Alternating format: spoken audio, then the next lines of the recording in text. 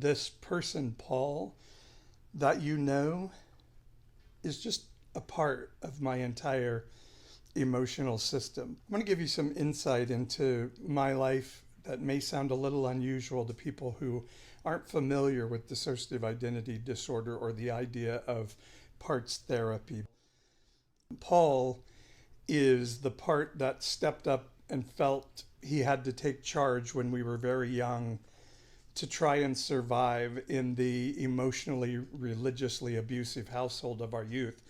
Paul felt he was the part that most fit the demands of the all-American boy, sports guy, student council president, girl chaser.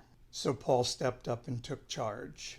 And he used the cruelty tactics learned from our abuser. Now as an adult, as we're recognizing the other parts of our system and giving them space to share their story, they're sharing a great deal of anger at Paul. And at times now we see that Paul part as this little boy sitting on a diving board by this pond that we had when I was in 8th grade, feeling what he felt even when he was being cruel to the rest of the system, that no matter how hard he tried, our system was never going to fit the American evangelical rawr system, feeling so ostracized by his family, by his society, and by the rest of the parts of our system. Our job is to try to have compassion on Paul, to pull him in with the rest of the parts of the system, and it's so hard because they're very angry at the cruelty he's shown to the rest of the system through the years.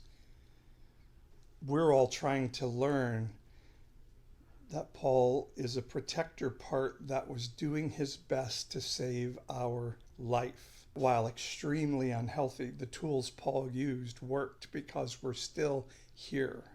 With the help of our inner spirit and our connection to divine love and wisdom, find a way to have compassion. We can do the toughest bit of forgiveness that can be done by any human being in the world, and that is the forgiveness of ourself.